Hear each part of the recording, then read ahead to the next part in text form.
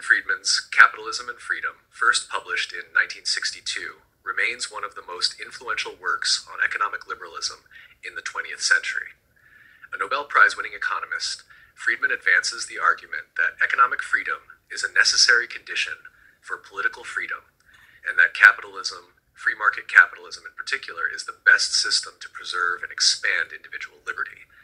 His central thesis is that economic arrangements are not merely about efficiency or productivity, but about freedom, and he critiques government intervention as a threat to both personal liberty and economic vitality.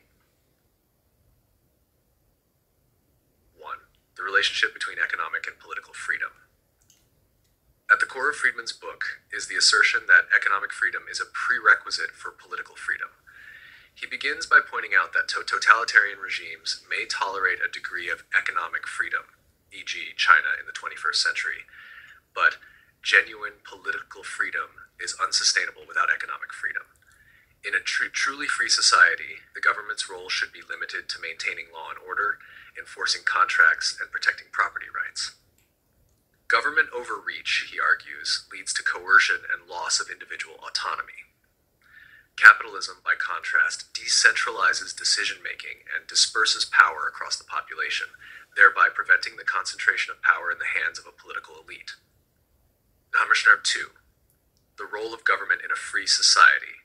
Friedman is not an anarchist. He acknowledges the need for a minimal government to provide a legal and institutional framework.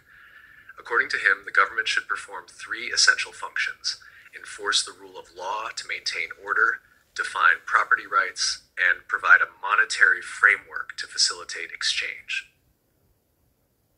Beyond these limited roles, he criticizes any expansion of the state's functions as both inefficient and dangerous. Interventions such as price controls, subsidies, tariffs, and excessive regulation distort the market and reduce the overall wealth and freedom of society. He is especially critical of welfare programs, which he believes trap people in poverty and dependency. 3. The market as a coordination mechanism. Friedman extols the virtues of the price mechanism. In a free market, prices function as signals that coordinate the activities of millions of individuals, each pursuing their own self-interest. Prices convey information about scarcity and demand, encouraging innovation, production, and exchange. Where government planning attempts to replace market coordination, inefficiency and misallocation inevitably result. Friedman references the failure of planned economies, such as the Soviet Union, to demonstrate that central planning lacks the necessary information to allocate resources effectively. Education and school choice. One of Friedman's most innovative proposals is his idea of school vouchers. He believes public education suffers from inefficiency because of lack of competition and bureaucratic rigidity. Instead, he proposes that government funding should follow the student, allowing parents to choose schools, public or private, that best suit their children's needs. This market-based approach would drive up quality through competition and empower families rather than central bureaucracies.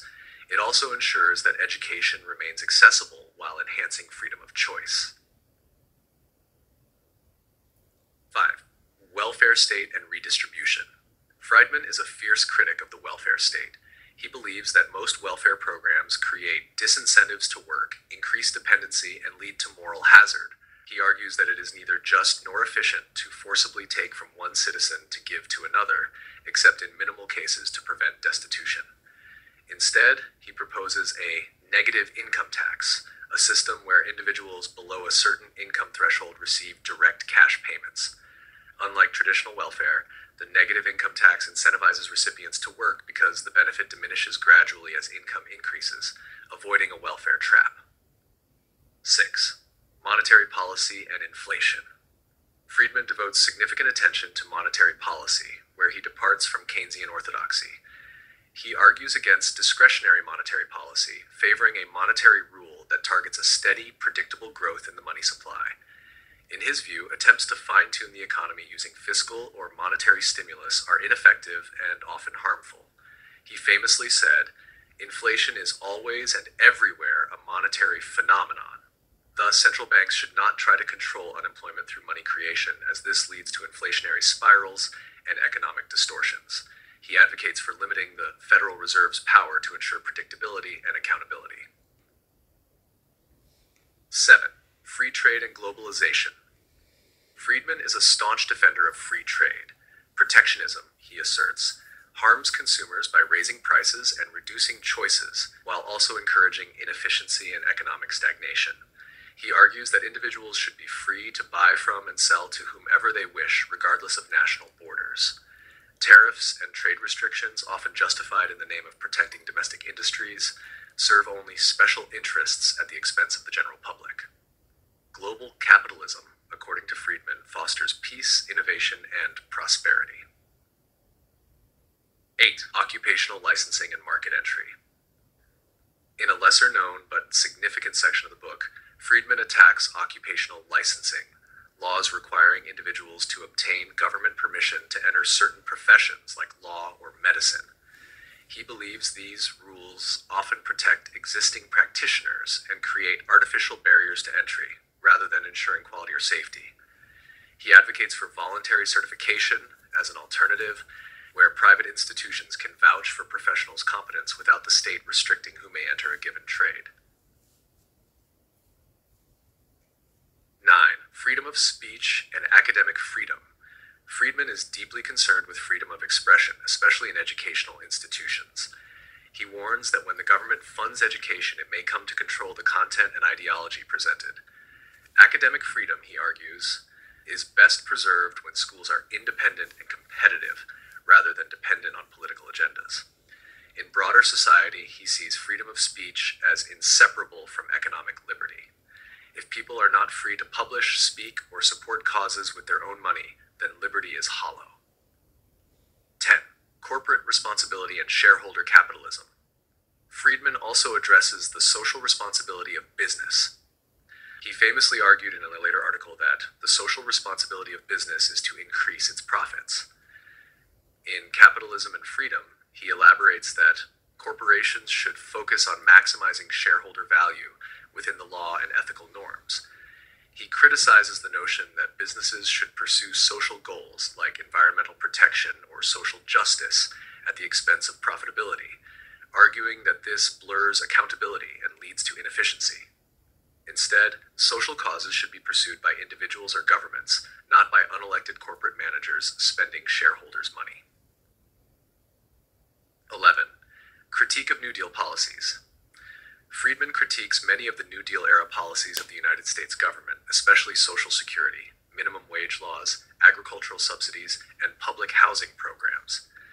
He sees these as examples of government expanding far beyond its legitimate role.